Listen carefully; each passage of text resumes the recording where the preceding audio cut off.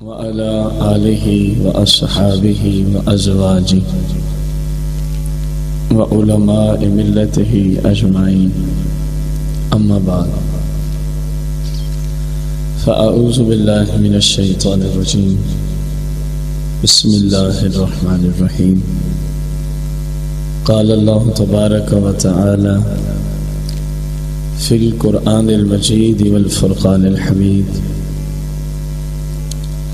الذي خلق الموت والحياة ليبلوكم أيكم أحسن عملا آمنت بالله صدق الله العظيم إن الله وملائكته يصلون على النبي يا أيها الذين آمنوا صلوا عليه وسلموا تسليما درود و سلام الصلاة والسلام عليك يا سيدي يا رسول الله الصلاة والسلام عليك يا سيدي يا حبيب الله الصلاة والسلام عليك يا سيدي يا شفيع المذنبين الصلاة والسلام عليك يا سيدي يا رحمة للعالمين الصلاة والسلام عليك يا سيدي يا جد الحسن والحسين مولاي صل وسلم دائما ابدا على حبیبک خیر الخلق کلہم.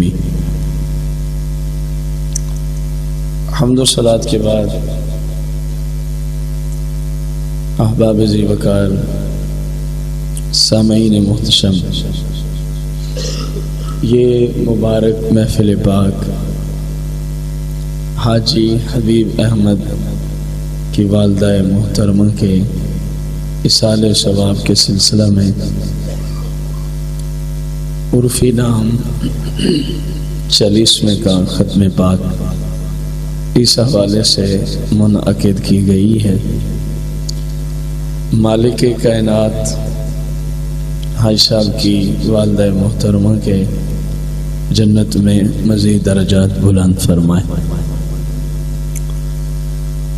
بزرگوں، دوستوں اور بھائیوں، قرآن مجید فرقان حمید میں و تعالی نے یہ زندگی اور موت کیوں دنیا میں بھیجا، پھر موت دی، پھر کھڑا فرمائے گا، اس کے متعلقہ سورہ ملک شریف کی آیت کا کچھ حصہ میں نے تلاوت کیا ہے. اللہ تبارک تعالیٰ فرماتا ہے کہ الذی خلق الموت والحیات، تمہارا رب وہ ذات ہے جس نے موت کو بھی پیدا فرمایا ہے اور زندگی کو بھی پیدا فرمایا ہے. لیبلوکم، وہ تمہاری جانچ پڑتال کرنا چاہتا ہے. دنیا میں بھیجے گا، ہر ایک شخص کے لیے اس کی زندگی آنے سے پہلے مقرر کر دی جائے گی کہ اتنی سانسیں اس نے دنیا میں جا کے لینی ہے. اور تقاضا اس بات کا ہے، عقل بھی دیں گے، شعور بھی دیں گے، اچھے اور برے کی تمیز بھی دیں گے. پھر اچھے اور برے کو بیان کرنے والے ہر زمانے میں اپنے ہم خاص بندے بھی بھیجتے رہیں گے، پیدا فرماتے رہیں گے، جو دوسروں کو بتائیں گے حق یہ ہے، باطل یہ ہے. جب خود کو بھی سمجھ ہو حق یہ ہے، باطل یہ ہے، اور معتبر ترین کتب یعنی قرآن اور احادیث، ان میں پھر حق و باطل کی وضاحت بھی موجود ہو، پھر ان کو سمجھانے والے ہر زمانے میں مالک اپنے بندوں میں سے جنہیں چن لیں وہ بندے بھی موجود ہوں. پھر ہر شخص کو جو بھی مکلف ہے، مکلف کا مطلب ہوتا ہے جس سے قیامت کے دن پوچھا جائے گا یہ کرنا تھا تو نے نہیں کیا، آخر کیوں؟ یہ نہیں کرنا تھا تو نے کیا تھا آخر کیوں؟ اس کو مکلف کہتے ہیں شریعت کی اصطلاح میں۔ تو اس کو پھر اللہ کریم نے عقل بھی دی کہ پتہ بھی چلے کہ ہاں واقعی یہ غلط ہے اور یہ صحیح ہے، اس کے باوجود بھی اگر وہ غلط پہ ہی ڈٹا رہا اور صحیح کو ترک کر دیا تو پھر ظاہر ہے جو مالک کی نافرمانی کرے تو اس کی کچھ نہ کچھ سزا ہوتی ضرور ہے۔ تو اب مالک کائنات نے یہاں یہی اصول رکھا ہے کہ تمہیں ہم زندگی اس لیے دے رہے ہیں، ساتھ ہی فرمایا کہ زندگی ہے تو موت بھی ہے، اور اسلوب ایسا رکھا ہے خالق الموت والحیات لیبلوکم۔ حالانکہ آپ غور کریں تو انسان کوئی بھی جو مرتا ہے، مرنے سے پہلے اس کو زندگی ملتی ہے۔ ایک زندہ ہی نہیں ہوا تو اس نے مرنا کیا ہے؟ اس کو پہلے زندگی ملتی ہے، جب زندگی ہوتی ہے پھر اس کا جب ٹائم آتا ہے تو موت کا سسٹم ہو جاتا ہے۔ لیکن قرآن نے خالق الموت، موت کو مقدم رکھا ہے سمجھانے کے لیے کہ کسی بھی حال میں، کسی بھی وقت میں، عمر کے کسی بھی سٹیج میں موت کو بھولنا نہیں ہے، جو کسی وقت بھی آ سکتی ہے، یا کسی وقت بھی آ سکتی ہے۔ تو لیبلوکم، تمہاری آزمائش کرے گا، تمہیں دیکھے گا۔ جب سارا کچھ دے دیا، کس اعتبار سے آزمائش ہے، کس حیثیت سے دیکھنا ہے؟ ایوکم احسن عملا، تم میں سے اچھے اعمال کون کرتا ہے۔ یہ رب کا قرآن ہے، یہ اللہ کریم کا، اور قرآن میں کسی بھی طرح کا شک شبہ کم از کم مسلمان کو نہیں ہوتا، کم از کم مسلمان کو۔ اب میں بھی غور کرتا ہوں کیونکہ یہ آیت مجھ سے بھی تقاضا کرتی ہے، آپ سب بھی بھائی بزرگ غور کریں کہ کیا جو قرآن کہہ رہا ہے کہ ہم نے تجھے بھیجا ہے دنیا میں اس لیے کہ میں دیکھنا چاہتا ہوں، تھوڑے سے سانسیں تجھے اختیار دوں گا، اپنی مرضی سے جو کرنا کر لیں، کیا یہ جا کے میری بات مانتا ہے، اچھے راستے پہ چلتا ہے، یا برائی کا راستہ اختیار کرتا ہے؟ اب یہ قرآن کا فیصلہ ہے۔ اب ہر بندہ اپنے گریبان میں جا کے کہ میں اس آیت کے اعتبار سے کس راستے پہ چل رہا ہوں۔ کسی کو کچھ کہنے کی ضرورت نہیں، کوئی ہاتھ کھڑے کروانے کی حاجت نہیں۔ فلاں نے یوں مجھے کہا تھا تو فلاں نے مجھے کہا تھا نماز کی ضرورت نہیں، تو فلاں نے کہا تھا فلاں چیز کی، فلاں فلاں ہوتے ہی کون ہے؟ قرآن کے سامنے تو کوئی آ ہی نہیں سکتا، قرآن کے سامنے تو کوئی۔ اتنا تو اللہ کریم نے ہر شخص کو شعور بخشا ہے، جو قرآن کی مخالفت کرے وہ مردود ہے، وہ کیا ہے؟ مردود ہے۔ اب مجھے اس بات کی ضرورت ہے، مجھے سے مراد میں بھی ہوں اور آپ بھی ہیں، ہر شخص، کہ میں نے کون سا راستہ اپنی زندگی میں اختیار کیا ہوا ہے۔ لیبلوکم ایکم احسن والا ہے، یا معاذ اللہ اس کے برعکس ہے، میں اچھے اعمال کر رہا ہوں، نیکی کے راستے پہ چل رہا ہوں، یا میں برے اعمال کر رہا ہوں اور برائی کے راستے پہ چل رہا ہوں۔ حضور نبی کریم رؤوف الرحیم علیہ الصلاۃ والتسلیم کہ غلاموں ذرا غور کریں، اپنے حال پہ غور کریں کہ آپ صلی اللہ علیہ وسلم نے امت کو کس انداز سے سمجھایا۔ فرمایا تم میں سے بہترین شخص وہ ہے، اسی آیت کے اعتبار سے تم میں سے بہترین مسلمان وہ ہے جس کی عمر لمبی ہو اور اعمال اچھے ہوں۔ یہ حضور علیہ السلام کا فتویٰ ہے، جس کی عمر لمبی ہو اور اعمال اچھے ہوں، نیک ہوں، نیکی کے راستے پہ چلے۔ فرمایا وہ میری امت کا بہترین شخص ہے۔ اب اس کے برعکس فرمایا جس شخص کی عمر تو لمبی ہو لیکن اعمال اچھے نہ ہو، لیکن اعمال ہے، عمر تو لمبی اللہ نے دی لیکن کردار سیرت مصطفیٰ کے مطابق ہے، عمر تو لمبی ہے لیکن حضور علیہ السلام کی سنت کے مطابق عمل کرتا بلکہ اپنی مرضی سے گناہوں میں ڈوبا ہوا ہے، تو اب رسول پاک علیہ السلام کا فتویٰ سن لیں کہ وہ کون ہے اور کیا ہے۔ فرمایا بدترین ہے وہ شخص، بڑا ہی شریر ہے وہ شخص بڑا ہی برا ہے وہ شخص جس کی عمر تو لمبی ہے لیکن اعمال شریعت کے مطابق ہے۔ اب آپ غور کریں، ہر بندہ اپنے حال پہ غور کرے کہ میرا کردار کیسا ہے۔ اگر تو اچھا ہے بہت ہی اچھی بات ہے، اگر میں دوسرے راستے پہ چل رہا ہوں تو میرے اوپر لازم ہے میں فی الفور اپنے رب کی بارگاہ میں توبہ کروں، اپنے رب کی بارگاہ میں توبہ کروں اور اپنی قبر و آخرت کو مد نظر رکھوں اور سوچوں کہ یار میں نے آخر یہاں کتنا عرصہ رہ لینا۔ ایک صورت یہ ہوتی ہے کہ بندہ کسی سے پوچھتا ہے جی آپ کی زندگی کتنی ہے، ایک حیثیت یہ ہے کہ وہ کہتا ہے جی مجھے کوئی پتہ نہیں ہے، مجھے ایک سیکنڈ کے بعد بھی میں مر سکتا ہوں۔ یہ ایک جہت ہے زندگی کتنی ہے اس کے جواب میں۔ اور دوسری جہت یہ ہے کہ بندہ کہتا ہے کہ ہمارے زمانے میں زیادہ سے زیادہ جو بندے عمر پا رہے ہیں کوئی 100 سال تک جا رہے ہیں، کوئی 110 سال تک، 15-20 پہ ختم ہو جاتے ہیں۔ یہی حالت ہے نا۔ تو اگر مان لیا 120 سال تک بھی زندہ رہنا ہو، مان لیا، حالانکہ یہ کوئی گارنٹی نہیں ہے ہمارے پاس، اپنے زمانے میں آخری عمر کا لحاظ بھی رکھ رہے ہیں 120 تک تقریباً بندے دنیا سے واپس چلے ہی جاتے ہیں، آپ سب کو بھی اس بات کا پتہ ہے۔ مان بھی لیں کہ اتنا رہنا ہے اور بندہ اپنی مرضی سے گناہوں میں، اللہ کی نافرمانی میں، شریعت کی مخالفت پہ نہ اس کو کسی چیز کا نہیں، بس ایسے بد مست ہے، بد حواس ہے، اپنی مرضی سے زندگی گزار رہا ہے، شریعت کو روندتا ہوا معاذ اللہ چلا جا رہا ہے۔ سچ بتانا، مان لیا 120 سال اس نے عمر پا لی، اگر اس کی وجہ سے، گناہوں کی وجہ سے مالک ناراض ہوا اور کل قبر و آخرت کی جو زندگی ہے وہ 120 سال ہے یا اس سے لمبی ہے؟ بولے نا یار، کتنی لمبی ہے؟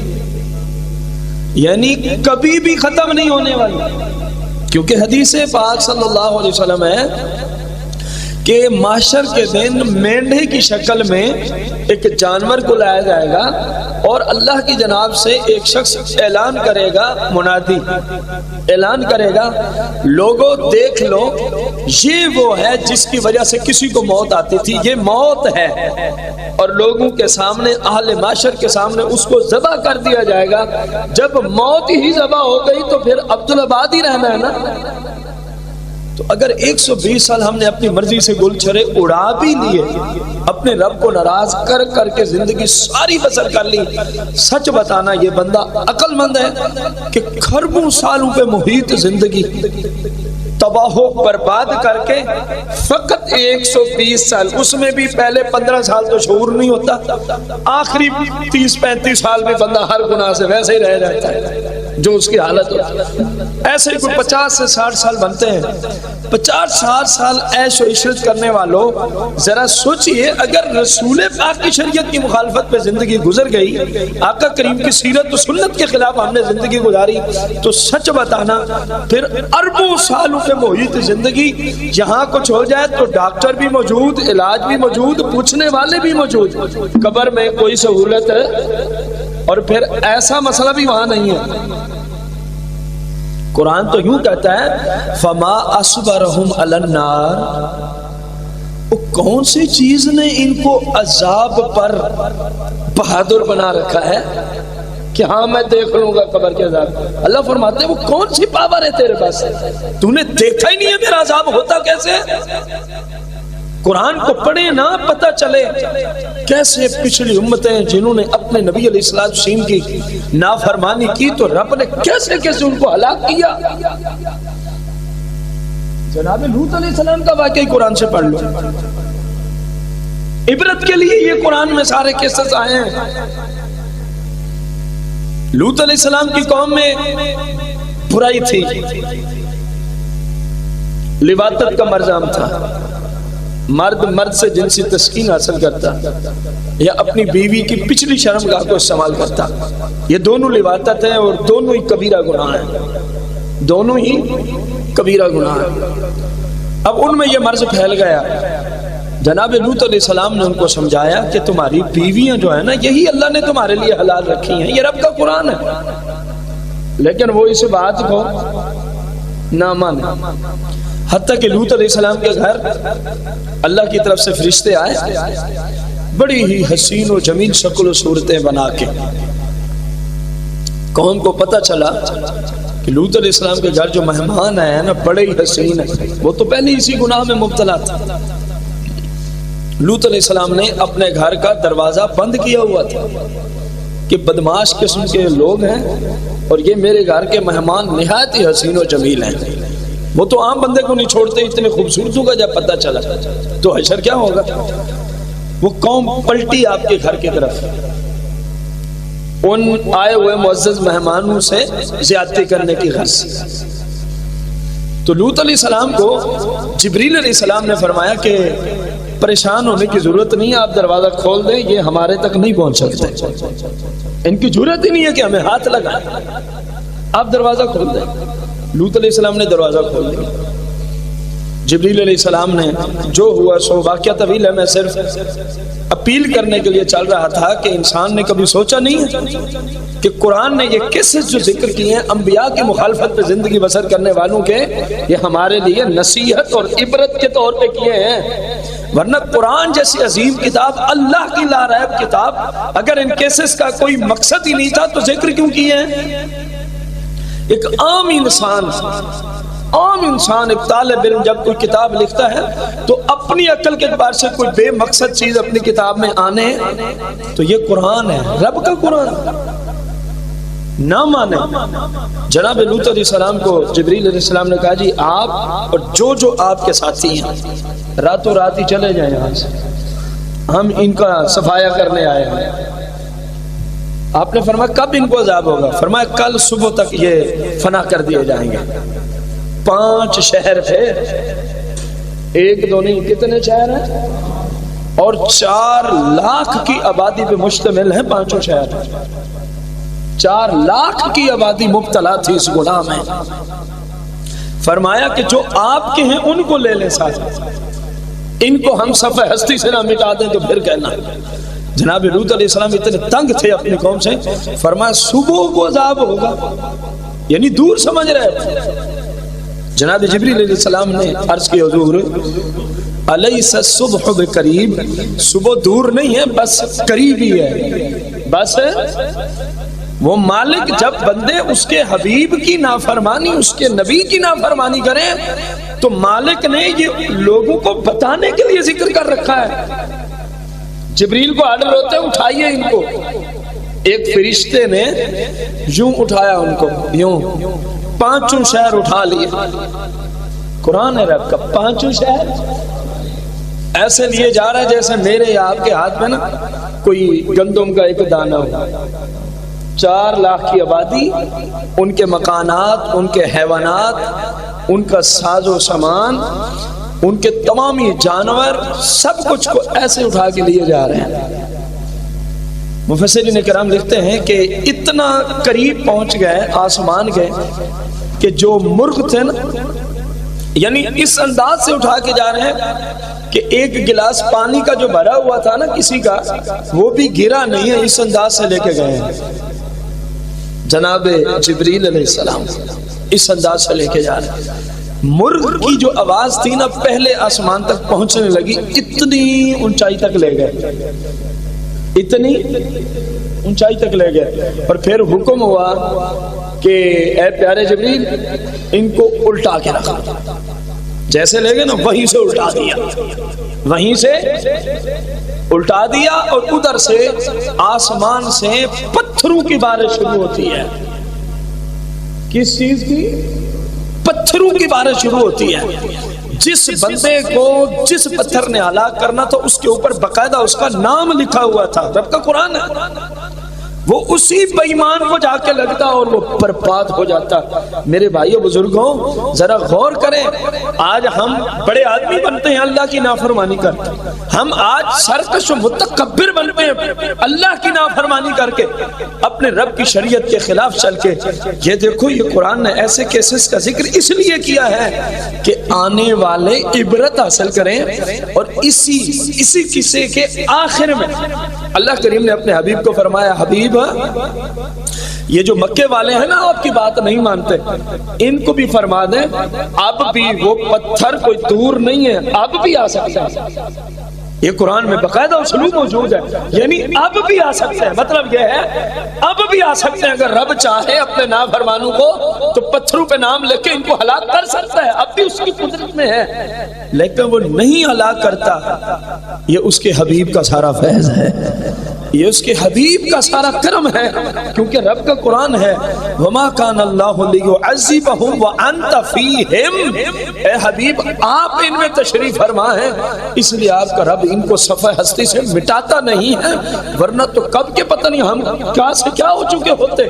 تو خدا را میرے بھائیوں، قرآن کے قصص سے عبرت اور نصیحت حاصل کریں کہ جب ان انبیاء علیہ السلام کی نافرمانی کرنے والوں کو رب صفحہ ہستی سے مٹا کے رکھ دیتا ہے، وہ انبیاء بڑی شانوں کے مالک ہیں، لیکن حضور علیہ السلام سے زیادہ شان والا کوئی بھی نہیں ہے۔ تو ان کی شان کیونکہ آپ کے برابر نہیں، تو ان کی نافرمانی اور آپ کی نافرمانی بھی ایک جیسی، کیونکہ جو ذات جتنی بلند و بالا اس کی نافرمانی بھی اتنی بڑی ہوتی ہے۔ ذرا کبھی سوچا ہے اپنے خیال میں، کبھی اپنے گمان میں سوچا ہو کہ میں رسول اللہ کی نافرمانی کر رہا ہوں، میں اپنے رب کی نافرمانی پہ تلا ہوا ہوں؟ اور اس حدیث کی روشنی میں اپنے آپ سے کبھی پوچھا ہے کہ میں کیا ہوں؟ فرمایا جس کی عمر طویل ہو اور اعمال اچھے ہوں میری امت کا بہترین شخص وہی ہے، اور فرمایا جس کی عمر لمبی ہو اور اعمال اچھے نہ ہو میری امت کا بدترین شخص وہی ہے۔ کبھی اپنے آپ سے پوچھا ہے کہ میرے اندر کتنی بدبو ہے؟ کبھی اپنے آپ سے سوال کیا میرے اندر کتنی غلاظت ہے؟ کتنی نافرمانی میں اپنے رب کے کر کے پتہ نہیں اندر کیا کچھ کا ہوا چکا ہوگا، کس طرح کا نظام خراب ہو چکا ہے، کبھی نہیں سوچا۔ بس ہم بظاہر بننے سنورنے پہ ہی لگے ہوئے ہیں، بظاہر پہ ہی مر گئے ہم، بظاہر جیسا بھی ہو صاف ستھرا ہو، نہیں ہے زیادہ پیسے بہت زیادہ قیمتی لباس نہیں پہن سکتے، صاف ستھرا ہو کوئی حرج نہیں ہے، مزہ تب ہے کہ اندر خوشبودار ہونا چاہیے۔ اور وہ کیسے خوشبودار ہوتا ہے؟ رسول پاک کی خوشبودار سیرت پہ عمل کرنے کی وجہ سے ہمارا اندر جو ہے وہ جگمگاتا ہے، ہمارا اندر جو ہے منور ہوتا ہے۔ حضور علیہ السلام کی حدیث مبارکہ ہے جب کوئی بندہ ایک گناہ کرتا ہے تو اس کے دل پہ ایک سیاہ دھبا لگ جاتا ہے۔ کوئی کہے کہ پتہ نہیں خود ہی جملے بولیں، میں اپنی اس بات پہ حدیث پیش کر رہا ہوں۔ فرمایا کہ جو ایک گناہ کرے اس کے دل پہ ایک سیاہ، جب دوسرا کرے بولیں تو صحیح، جب تیسرا کرے، چوتھا کرے، دل کتنا ہوتا ہے؟ کوئی 5-10 میٹر کا جناب، بالکل چھوٹا سا ہوتا ہے، بالکل ہے چھوٹا سا ہوتا ہے۔ تو کتنے گناہوں سے وہ پتہ نہیں کب کا ہی کالا سیاہ ہو چکا ہوگا۔ اور ادھر حدیث رسول صلی اللہ علیہ وسلم فرمایا سن لو، پورے جسم میں ایک چھوٹا سا لوتھڑا ہے، ایک چھوٹا سا، فرمایا جب وہ ٹھیک ہو جائے تو پورے جسم کا اعضاء اور نظام سارا ہی ٹھیک ہو جاتا ہے۔ اگر وہی بگڑا ہوا ہو تو پھر بندہ سارا ہی بگڑا ہوا ہوتا ہے۔ پھر حضور علیہ السلام نے فرمایا سنتے ہو وہ کیا ہے؟ فرمایا ہی القلب، وہ دل ہے۔ وہ کیا ہے؟ دل ہے۔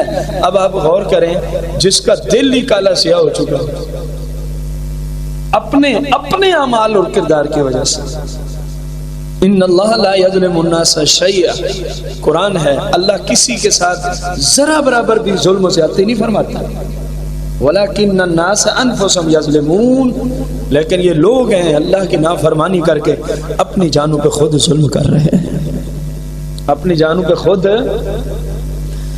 آپ سے ایک سوال ہے، اکثر جو دوست ہیں نا، اکثر جن کو شریعت پہ چلنے کا ٹائم نہیں ملتا، نہ نماز کے لیے ٹائم ہے، نہ قرآن کی تلاوت کے لیے فرصت ہے، ٹھیک ہے، نہ حلال حرام کی تمیز ہے، نہ زکوٰۃ دینے کا کوئی ذہن ہے، حج فرض ہو گیا حج پہ جائیں گے، دیکھی جائے گی، بس ادھر ہی مر گئے، فلاں فلاں فلاں۔ اکثر و بیشتر جو حضرات ہیں دین پر جو غفلت کا مین سبب بن رہا ہے وہ دنیا کا جاہ و ملال ہے، دولت ہوگی یا پھر دولت سے خریدے جانے والے اسباب ہوں گے، اس لیے نماز کے لیے ٹائم نہیں، حلال کی تمیز نہیں رہی، حرام کے پیچھے پڑ گئے، اپنے پرائے کے حق کا کوئی خیال نہیں، انہی دو تین چیزوں کی وجہ سے بندہ ہلاک ہو رہا ہے۔ اب غور کر لیں، جو میں کما رہا ہوں جیسا بھی ہے اس کو رب کی ذات جانتی ہے، ٹھیک ہے، جو میں کما رہا ہوں، آپ سے سوال ہے وہ سارا میں نے اکیلے نے کھانا ہے؟ یار بولو تو صحیح۔ چلو آپ سے سوال ہے، جو آپ کما کے لاتے ہو آپ اکیلے ہی کھاتے ہیں اور کوئی کھانے والا نہیں؟ گھر والے بھی اسی سے کھاتے ہیں۔ سمجھ آ رہی ہے کہ نہیں آ رہی؟ اب جملے غور سے سن لیں۔ ایک بندہ دوسرے کی خاطر اپنے رب کو کیا کر رہا ہے؟ بولیں تو صحیح۔ ایک بندہ دوسروں کی خاطر اپنے رب کو، وہ عقل مند ہے، صحابہ سے اس کا فیصلہ کروا۔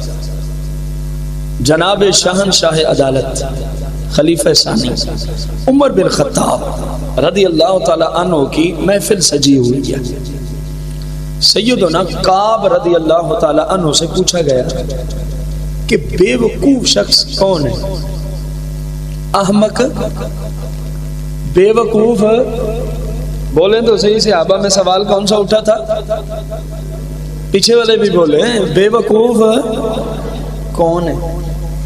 کعب احبار بہت بڑے عالم ہیں، بہت بڑے عالم ہیں، تو آپ نے جواب دیا کہ جو بندہ، آپ سب نے توجہ کرنی ہے، جو بندہ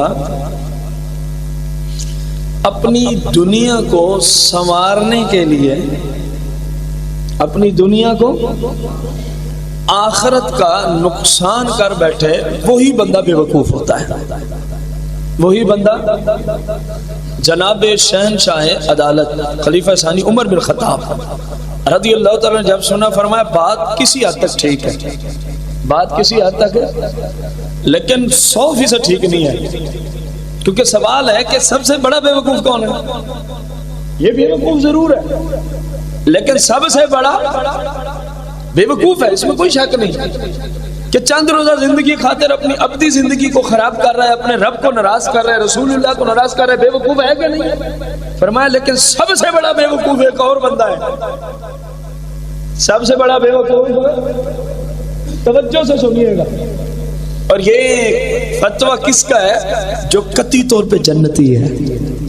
قطعی کا معنی ہوتا ہے یقیناً فاروق اعظم جنتی ہے، یقیناً فاروق اعظم ہے۔ حضور علیہ السلام نے خود فرمایا نا، عمر فی الجنت، میرا عمر جنت میں ہے، میرا عمر۔ اور پھر جو بیٹھے ہیں ارد گرد وہ بھی سارے جنتی، کیونکہ صحابہ کرام بیٹھے ہیں رضی اللہ عنہ ورضوا عنہ، قرآن ہے، وَكُلًّا وَعَدَ اللَّهُ الْحُسْنَى، قرآن ہے، یعنی سوال بھی جنتیوں کا، جواب بھی۔ اب غور کریں، جناب عمر بن خطاب فرماتے ہیں یہ بے وقوف ضرور ہے لیکن سب سے بڑا نہیں۔ اب سب سے بڑا کون ہے؟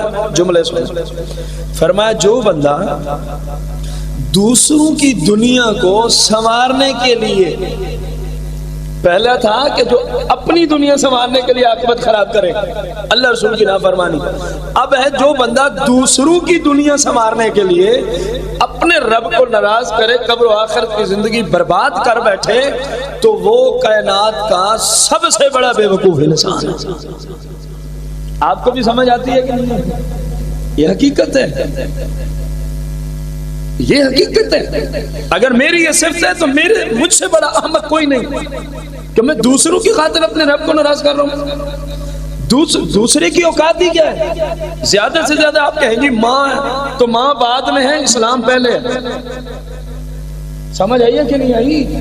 وہ میرا جی باپ ہے، باپ بعد میں ہے، رسول اللہ کی شریعت پہلے ہے۔ اور یہاں تو اللہ رسول کی ڈائریکٹ بات ہو رہی ہے۔ فرمایا کائنات کا احمق ترین انسان وہ ہے جو دوسروں کو سنوارنے کے لیے، وہ بھی دنیا، اپنی قبر و آخرت کو کیا کر بیٹھتا ہے۔ قبر و آخرت کیسے برباد ہوتی ہے؟ سوال ہے۔ نماز پڑھیں گے تو برباد ہوگی کہ آباد ہوگی؟ اب آپ نے جواب دینے ہیں تاکہ ہمیں نصیحت حاصل ہو۔ اگر ہم رمضان شریف کے پورے روزے رکھیں گے، قبر و آخرت برباد ہوگی کہ آباد ہوگی؟ اگر اللہ نے ہمیں صاحب نصاب بنایا، ہم اپنے پورے مال کی زکوٰۃ نکالیں گے، تو کیا قبر و آخرت برباد ہوگی کہ آباد ہوگی؟ اللہ نے صاحب استطاعت بنایا، حج فرض ہوا، ہم نے سارے چکر چھوڑ دیے، ابھی بچی رہتی ہے، بچے رہتے ہیں، گاڑی نہیں آئی، فلاں نہیں آیا، ہم نے اللہ کا حکم مانتے ہوئے جا کے حج کر لیا کہ اللہ نے جو فرض کیا تھا، تو قبر و آخرت برباد ہوگی کہ آباد ہوگی؟ ہم نے قرآن کی تلاوت شروع کی ہے، اپنے روٹینی روزانہ ایک روٹین رکھی ہے کہ اتنے ٹائم میں نے قرآن پڑھنا ہے، برباد ہوئی کہ آباد ہوئی؟ ایسے ہی ہے نا، علماء کے درس حدیث سنے، درس قرآن سنے، شریعت سیکھی، شریعت سکھائی، دین پہ عمل کیا، ان چیزوں کی وجہ سے کیا ہوتی ہے؟ آباد ہوتی ہے، اللہ راضی ہوتا ہے، اللہ کا رسول راضی ہوتا ہے، رب کی رحمت نازل ہوتی ہے، رب کا فضل نازل ہوتا ہے، بندے پہ برکات کا نزول شروع ہو جاتا ہے۔ اور اگر ہم اس کے الٹ چلیں، پھر جناب عمر بن خطاب کا فتویٰ ذہن میں رکھنا کہ سب سے بڑا بے وقوف انسان وہ ہے، اور بدقسمتی یہ ہے جس کو شریعت سب سے بڑا احمق سمجھتی ہے، اپنے زمانے میں اسی کو سب سے بڑا دانشور جانا جاتا ہے، بڑا عقل مند ہے۔ کیسے بھائی؟ 3 گاڑیاں گھر میں، بڑا عقل مند شخص ہے۔ کیسے؟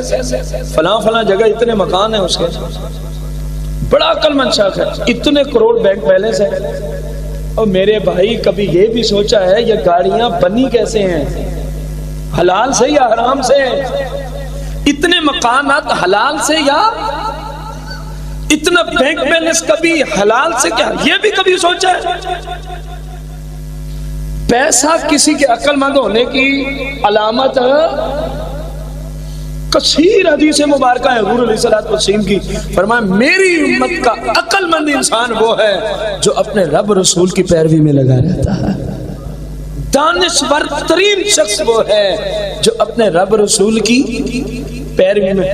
کتنے مقامات پہ قرآن نے یہ ذکر کیا کہ جو اپنے رب کو راضی کرنے میں کامیاب ہو گیا، فَأُولَٰئِكَ هُمُ الْمُفْلِحُونَ، وہی سب سے بڑا کامیاب شخص ہے، وہی سب سے بڑا کامیاب۔ لوگوں نے کامیابی کو پتہ نہیں کس چیز کے اندر بند سمجھ رکھا ہے۔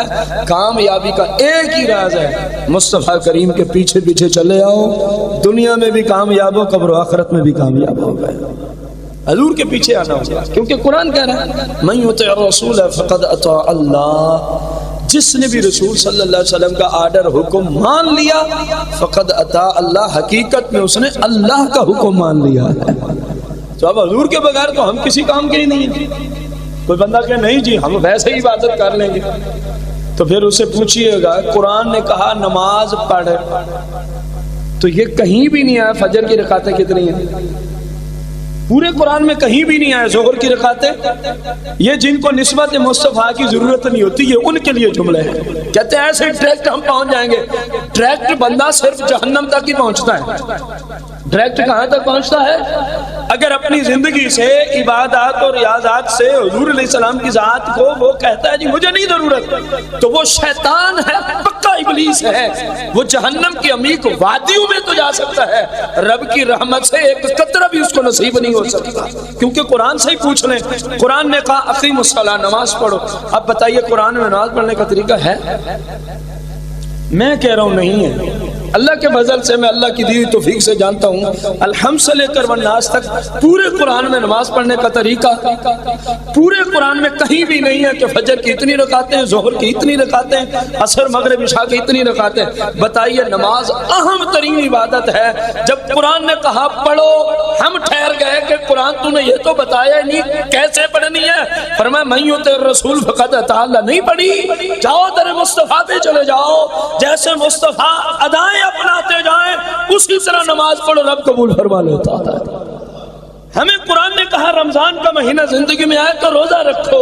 مجھے کوئی مفتی ہے عرب و عجم کا ایسا جو قرآن سے دکھا سکے کہ قرآن میں آیا ہے روزے کے یہ مسائل ہے، اس چیز سے ٹوٹے گا، اس وجہ سے نہیں ٹوٹے گا، اس وجہ سے مکروہ ہوگا، انداز کیا ہو، کیا طریقہ کار ہو؟ قرآن خاموش ہے۔ قرآن نے کہا روزہ رکھو، بس قرآن نے کہا روزہ رکھو، بس سٹاپ ہے، کوئی چیز نہیں ہے۔ تو پھر سائل نے پوچھا قرآن روزہ تو رکھے، اللہ کا آرڈر ہے، جانا کہاں ہے؟ تو میں در مصطفیٰ۔ قرآن نے کہا حج کرو، قرآن نے کہا حج کرو.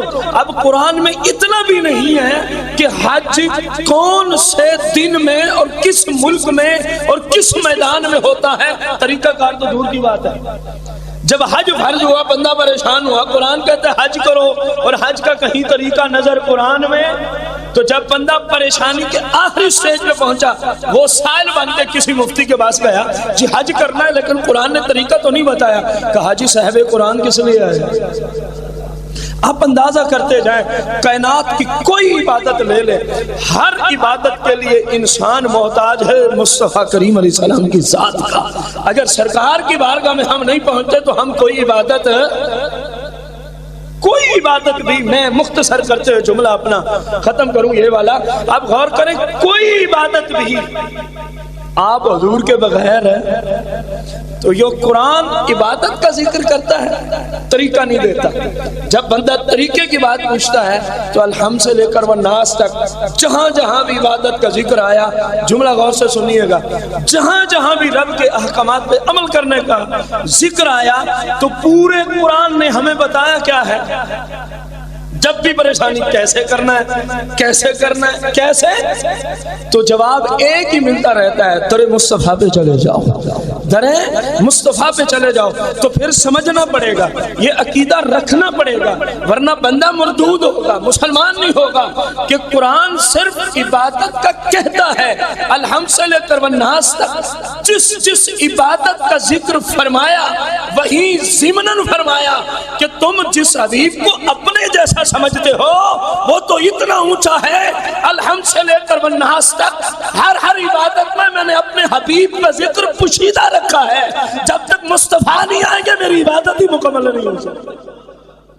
تو کس منہ سے کہتے ہو ہمارے جیسے, کس منہ سے کہتے ہو ان کا وجود نہیں ہے؟ سب کچھ تو مصطفیٰ کے صدقے سے ہی ہے. پتہ نہیں لوگوں نے کس منہ سے لکھ دیا کتابوں میں جس کا نام محمد صلی اللہ علیہ وسلم یا علی ہے کرم اللہ تعالیٰ وجہ الکریم, یہ لوگوں نے لکھا ہوا ہے. وہ کوئی نفع نقصان ہے, بولو تو صحیح. انہوں نے اتنی بڑی گستاخی لکھ دی ہے, ان کو کچھ نہیں ہوا. ہم گستاخی کو شریعت کی روشنی میں دو ٹکڑے کر رہے ہیں تو ہمیں کچھ ہو جائے گا؟ کچھ بھی نہیں ہوگا, الٹا اللہ راضی ہوگا. پتہ نہیں کتنے مسلمانوں کا ایمان لوٹا ہے ان غداروں نے. اب غور کریں, باقاعدہ ان کی کتب چھپ رہی ہیں. کوئی دیکھنا چاہے تو میری لائبریری میں موجود ہے, میں دکھا بھی سکتا ہوں. کہا جس کا نام محمد صلی اللہ علیہ وسلم یا علی کرم اللہ وجہ الکریم ہے وہ نہ نفع دے سکتا ہے نا. میں نے کہا حضور کی ذات, کیونکہ بات بڑھ جائے گی. حضور کی ذات تو بہت بلند و بالا ہے, ہم صرف حضور کے نام کی برکت ذکر کر دیتے ہیں. آپ کی ذات تو بہت بلند و بالا ہے. ذرا غور کیجئے گا, ایک بندے کی عمر ہے 500 سال فرض کیا, اور ساری زندگی اس نے ایک ہی رٹا لگا لا الہ الا اللہ, لا الہ. جملے گہرائی سے سمجھنے کی کوشش کریں, آخری کلمات ہیں لا الہ لا الہ. 500 سال دن رات اس نے یہی رٹ لگائی. بتائیے وہ جہنم سے بچ جائے گا؟ نہیں بچتا. اللہ کی قسم ہے وہ جہنمی ہے, اللہ کی قسم ہے وہ بندہ جہنمی ہے. ورنہ قادیانی کافر کیوں ہے؟ لا الہ الا اللہ کے قائل تو قادیانی بھی ہیں. قادیانی کافر ہیں اسی وجہ سے, مرزائی کافر ہے دنیا کا بدترین اسی وجہ سے. میرے بھائیوں بزرگوں, ساری زندگی لا الہ الا اللہ کی ضربیں لگائے. حضور کو جو کہا ہے عقیدہ ہے نا کہ حضور نفع. میں نے کہا تو جاہلوں کا بھی باپ ہے. ایک ابو جہل وہاں ہوا تھا, ایک اس کی نسل چلی آ رہی ہے, اور تو کہتا ہے مصطفیٰ نہیں کوئی نفع دے سکتے. حضور کی ذات تو بڑی بلند و بالا ہے جسے کوئی نبی بھی نہیں سمجھ پایا. میری اور آپ کی اوقات ہی کیا ہے جس ذات کو اللہ کے پیغمبر ہی کما کو نہیں سمجھ سکتے, حالانکہ نبی کتنا اونچے ہوتے ہیں. ساری زندگی مرتا رہا لیکن ہے جہنمی. اور اگر ایک دوسرا بندہ ہے ساری زندگی اس نے بت پرستی کی ہے, 1000 سال اس کی عمر ہے. کتنی؟ اس پہلے بے ایمان سے ڈبل 1000 سال کی عمر ہے. لیکن جب آخری وقت قریب آتا ہے، جب آخری وقت حضور کا نام مشکل کشا ہے کہ نہیں، حاجت روا ہے کہ نہیں، نفع دیتا ہے کہ نہیں دیتا، جب آخری وقت آتا ہے اللہ پاک اس پہ کرم فرماتا ہے اور وہ اسلام کی دولت کو قبول کرتے ہوئے کہتا ہے لا الہ الا اللہ محمد الرسول اللہ۔ اتنا کہا اسرائیل آگے روح چلی گئی، 1000 سال بتوں کو سجدے کیے، تم کہتے ہو سرکار کی ذات نفع نہیں دیتی، اوے اللہ کی قسم ہے 1000 سال کی بت پرستی اس کو نقصان نہیں دے رہی تو فائدہ کس ذات نے دیا؟ حضور تو کھڑے ہیں، ابھی اس نے صرف حضور کا نام لیا ہے، حضور کا نام اتنا بڑا حاجت روا مشکل کشا ہے، اللہ ہی جانے کہ ذات مصطفیٰ کتنا نفع دینے والی ہے۔ گیا جنت کے نہ گیا؟ حدیثیں موجود ہیں۔ بت پرستی پہ لوگ رہے، حضور صلی اللہ علیہ وسلم کا دیدار نصیب ہوا، آخری وقت تھا، میرے آقا کریم علیہ السلام فرماتے ہیں کلمہ پڑھ لے بچ جائے۔ ساری زندگی بت پرستی کی، یہودی بندہ ہے، اور وہ بندہ دیکھتا ہے اپنے باپ کی طرف، کیا میں بات مان؟ باپ خاموش ہے۔ پھر آقا کریم نے فرمایا میرا نام لے لے بچ جائے گا۔ اب میں ذرا تفہیم کر کے ذکر کروں، کلمے میں حضور کا نام نہ تو بندہ مسلمان ہی نہیں ہوتا۔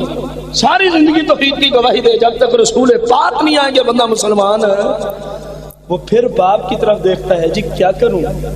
باپ پھر خاموش ہے۔ حضور نے تیسری بار فرمایا میرا نام لے لے بچ جائے گا، میرا نام لے لے۔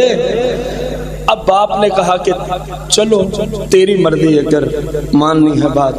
تو اس یہودی شخص نے اتنا کہا اللہ وحدہ لا شریک ہے اور حضور صلی اللہ علیہ وسلم اللہ کے سچے اور آخری۔ اس کی روح پرواز کر گئی۔ بتائیے کہاں گیا؟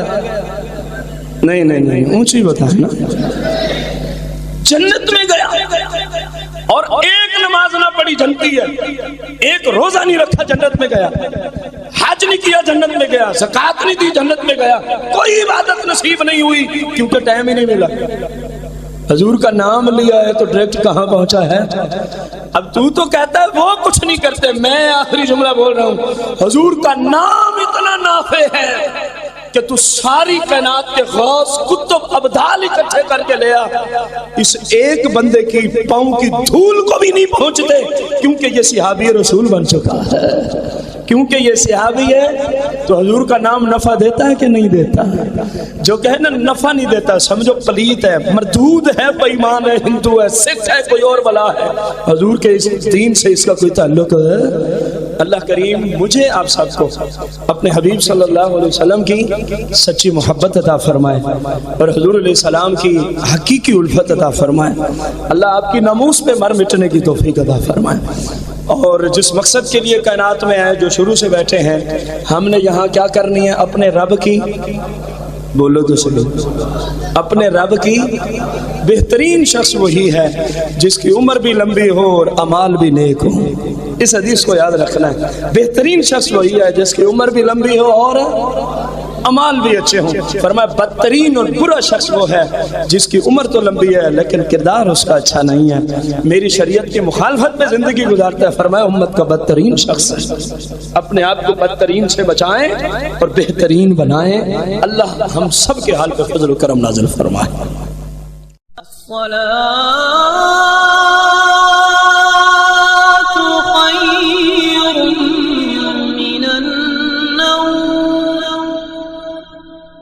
الصلاة